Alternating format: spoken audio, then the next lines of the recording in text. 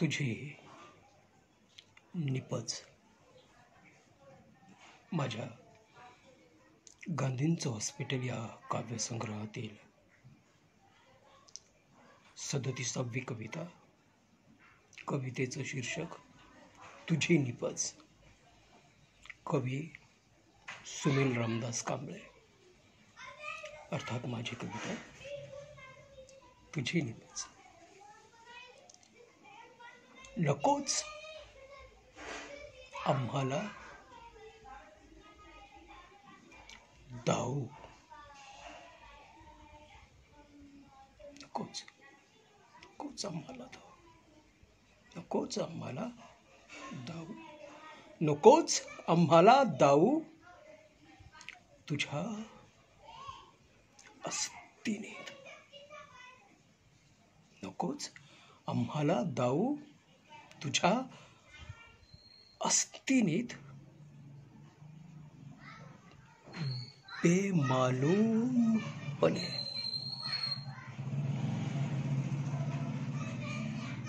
बेमालूमपणे, बेमालूमपणे, बेमालूमपणे,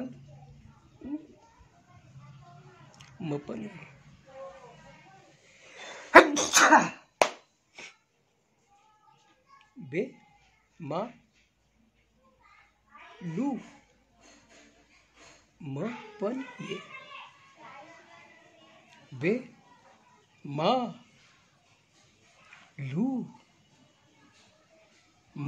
बेमालूमपणे,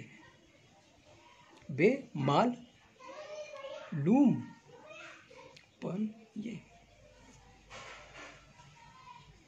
आलं लक्षात?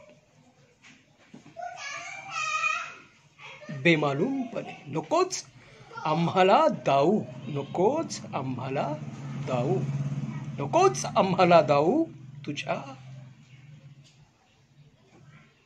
तुझ्या तुझ्या तुझ्या नकोच आम्हाला दाऊ तुझ्या तुझ्या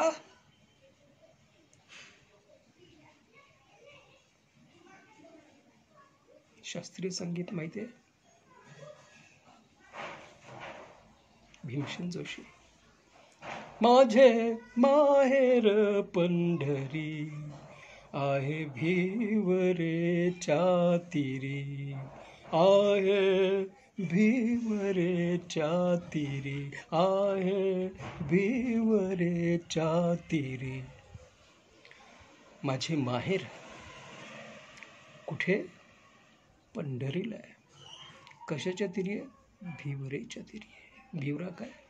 नदी. It's a name of A river. प्रत्येक ओळ एकच ओळ कशी वेगवेगळ्या छटाने असं हृदयाचा ठाव घेते. माझी बहीण चंद्रभागा, माझी बहीण चंद्रभागा, नरनाना करितासे पाप भंगा, करितासे पाप भंगा, करितासे पाप भंगा.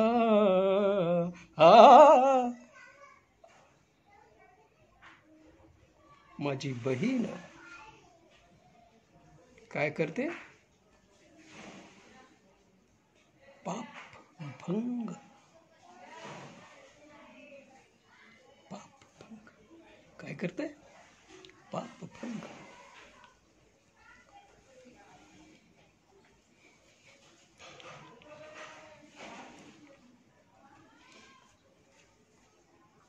शास्त्रीय संगीत आहे. कविता, कवितेतून जन्मलेली ही अपत्य आहेत. संगीत, शास्त्रीय संगीत, नाद, ब्रह्म, शब्द. नकोच आम्हाला दाऊ तुझ्या अस्तिनीत बेमालूमपणे, बेमाल म पणे, बे मा लू म पण ये. कळलं काही? कळायला हवं, लक्ष दिलं आपोआप कळेल. समरस्व, समरस्व हा कधीपासून?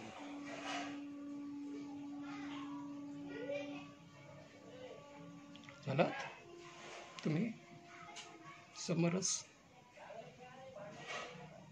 झालात तुम्ही समरस? झालात? माझी बहीण चंद्रभागा, माझी बहीण चंद्रभागा, माझी बहीण चंद्रभागा, करितासे पापभंगा, करितासे पापभंगा, करितासे पापभंगा.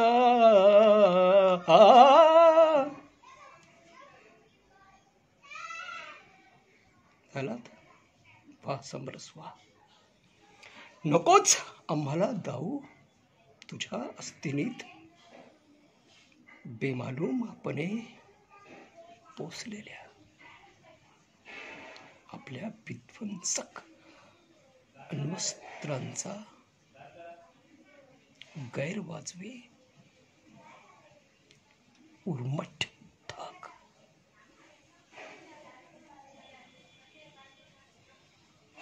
नकोच आम्हाला दाऊ तुझ्या अस्तिनीत बेमालूमपणे पोसलेल्या आपल्या विध्वंसक अण्वस्त्रांचा गैरवाजवी उर्मट धाक. विध्वंसक अस्त्र, विध्वंसक अस्त्र.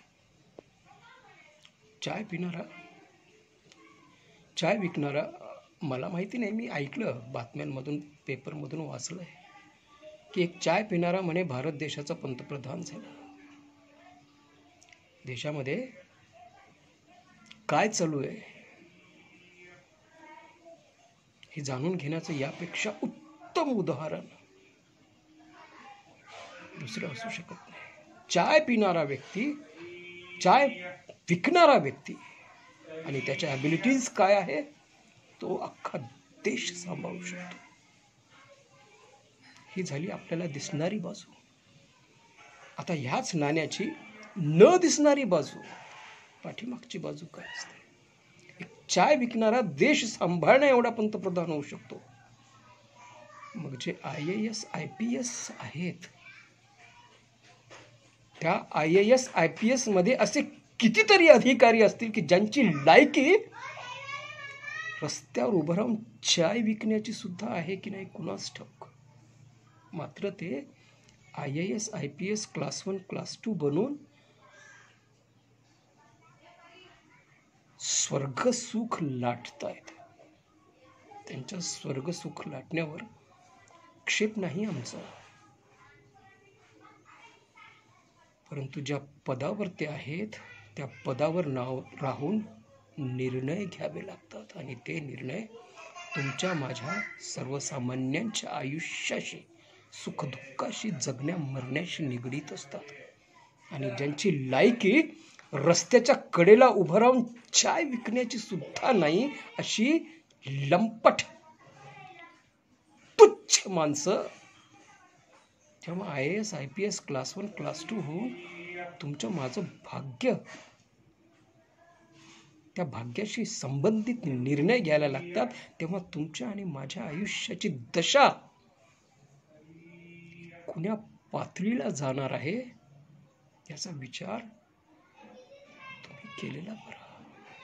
माझं आयुष्य ज्वलंत उदाहरण आहे. माझं कुटुंब, माझ्या स्वतःचं कुटुंब याचं ज्वलंत उदाहरण आहे. माझ्या कुटुंबाची काय दशा केली, माझ्या आयुष्याची काय दशा केली, मला कुण्या देशोधडीला लावलं, हेच आहे. ज्यांची लायकी गटार साफ करण्याची आहे ते IAS IPS class 1 class 2 PSI inspector होऊन निर्णय घेतात आणि निष्पाप निरपराध आयुष्य देशोधडीला लावतात. 100 कोटी 150 कोटी लोकांचं भाग्य दावणीस लावतात स्वतःच्या चुकीच्या निर्णयापायी.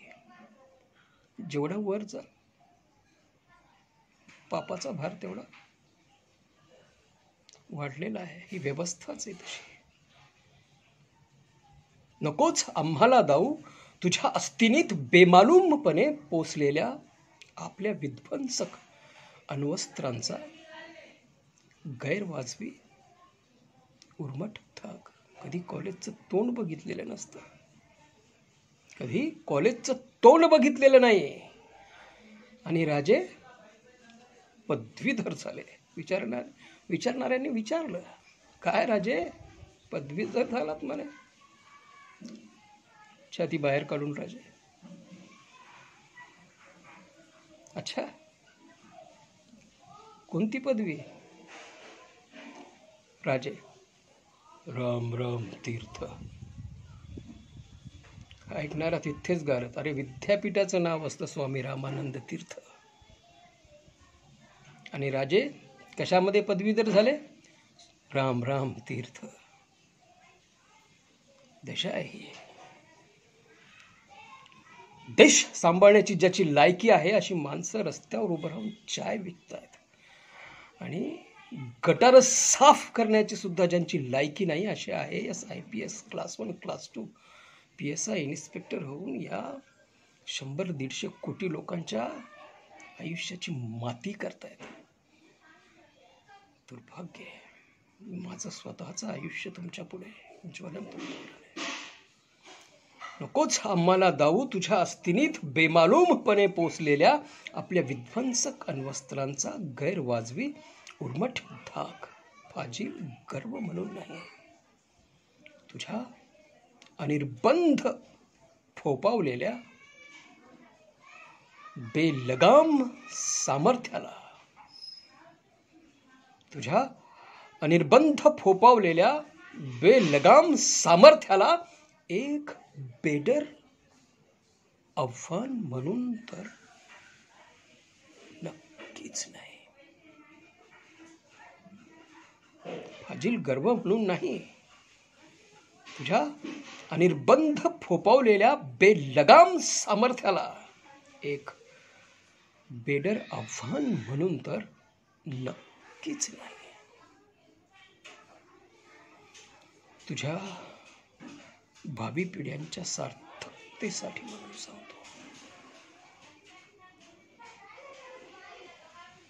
फाजील गर्व म्हणून नाही, तुझ्या अनिर्बंध फोपावलेल्या बेलगाम सामर्थ्याला एक बेडर आव्हान म्हणून तर नक्कीच नाही. तुझ्या भावी पिढ्यांच्या सार्थकतेसाठी म्हणून सांगतो. मानवी उत्क्रांतीला रक्ताचं अर्ध्य देऊन सिंचन केलेला माझा इतिहास आहे. मानवी उत्क्रांतीला रक्ताचं अर्ध्य देऊन, मानवी उत्क्रांतीला रक्ताचं अर्ध्य देऊन सिंचन केलेला माझा इतिहास आहे.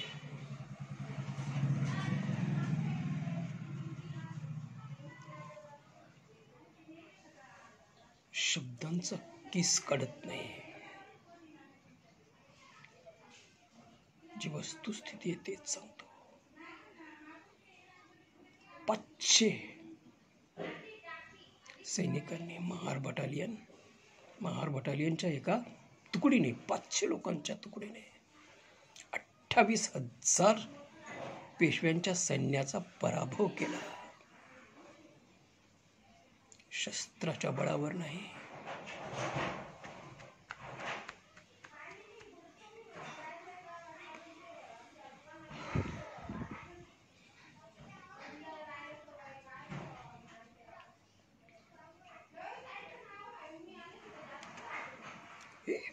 हा इतिहास आहे. ही वस्तुस्थिती आहे. मानवी उत्क्रांतीला रक्ताचं अर्ध देऊन सिंचन केलेला माझा इतिहास आहे. वाटलं होतं विचार आणि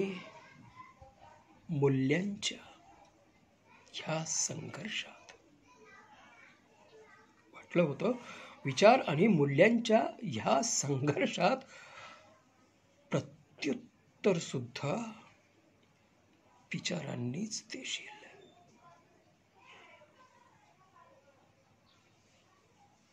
विचार, अभिव्यक्ती स्वातंत्र्य हे कशासाठी देण्यात आलं तुम्हाला माहिती आहे? कारण ह्या स्वातंत्र्यापूर्वी एखाद्याच्या मनामध्ये काय चालू आहे त्यासाठी त्याला जबाबदार धरावं आणि शिक्षा करावी की करू नये ह्या प्रश्नाच्या उत्तरासाठी अगणित संघर्ष, कित्येक लढाया मानवजातीच्या झालेल्या आहेत, होत आलेल्या आहेत. आणि त्या सर्व संघर्षांच्या संघर्षानंतर जे निष्कर्ष, जे फलित हाती आले, त्या फलितातलं एक फलित म्हणजे वैचारिक अभिव्यक्तीचं स्वातंत्र्य. कारण हे पुढे होणाऱ्या कित्येक संघर्षांना टाळत असतं अभिव्यक्ती स्वातंत्र्य. कारण जेव्हा एक विचार मांडला जातो तेव्हा तो त्याच्या स्वतःचा मर्यादित असतो. तो ज्या दृष्टिकोनातून त्या विचाराकडे, त्या घटनेकडे, त्या मुद्द्याकडे पाहतो, तो दृष्टिकोन तिथपर्यंत तो मुद्दा मर्यादित असतो. परंतु तो मुद्दा जेव्हा चार लोकांमध्ये येतो तेव्हा अनेकांचे दृष्टिकोन त्या मुद्द्याकडे आपापल्या दृष्टिकोनातून बघतात आणि त्यातून नवीन विचार उदयास येतो. मग काय चांगलं, काय वाईट हे कळायला लागतं. आणि जेव्हा हे कळतं तेव्हा होणारा जो संभावित विनाश असतो तो विनाश टळतो. अभिव्यक्ती स्वातंत्र्य हे इतकं महत्त्वाचं असतं. ज्याने आजपर्यंत किती संघर्ष टाळले असतील कुणास ठाऊक. हे मानवांच्या अगणित संघर्षाचा परिपाक आहे. आजची मानवता ही मानवाच्या कितीतरी संघर्षाचं फलित आहे. ती आपोआप या पातळीपर्यंत आलेली नाही. त्यासाठी मानवाला खूप मोठा त्याग करावा लागला. आणि एवढं करूनही जर तुम्ही आपलंच घोडं डामटत असाल, डामटणे ज्याला आपण म्हणतो, आपलंच घोडं डामटत असाल, तर त्यामुळे जगाचं तर भलं होणारच नाही, परंतु तुमच्या स्वतःचं सुद्धा कधी भलं होणार नाही. तुम्ही ना जगाचं भलं करत आहात, जगाचं तर भलं करतच नाही आहात, परंतु स्वतःचं सुद्धा भलं करत नाही आहात. अभिव्यक्ती स्वातंत्र्य हे अगणित संघर्षाचा परिपाक आहे. म्हणून वाटलं होतं फाजील गर्व म्हणून नाही, तुझ्या अनिर्बंध फोपावलेल्या बेलगाम सामर्थ्याला एक बेडर आव्हान म्हणून तर नक्कीच नाही. तुझ्या भावी पिढ्यांच्या सार्थकतेसाठी म्हणून सांगतो, मानवी उत्क्रांतीला रक्ताचं अर्ध्य देऊन सिंचन केलेला माझा इतिहास आहे. वाटलं होतं विचार आणि मूल्यांच्या ह्या संघर्षात प्रत्युत्तर सुद्धा विचारांनीच देशील. परंतु तुझी निपच तर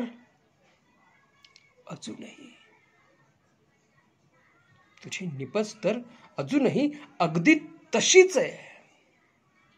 परंतु तुझी निपज तर अजूनही अगदी तशीच आहे, मंचन केलेली जशी तुझी ख्याती आहे. काय तो रुद्र. रुद्र रणचड्डी. रणचड्डी. काही कायदा नियम काही नाही. असा अवतार घ्यायचा जन्मजात नग्नतेचा आणि शत्रूवर तुटून पडायचं. असा अवतार घ्यायचा नग्नतेचा. असा अवतार घ्यायचा नग्नतेचा. रणचड्डी. असा अवतार घ्यायचा नग्नतेचा आणि तुटून पडायचा शत्रूवर.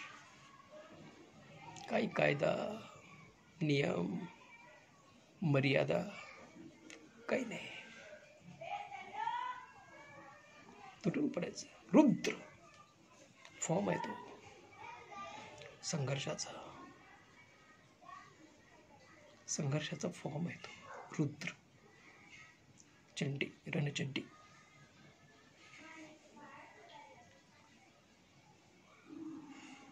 शेवटी हेच आहे.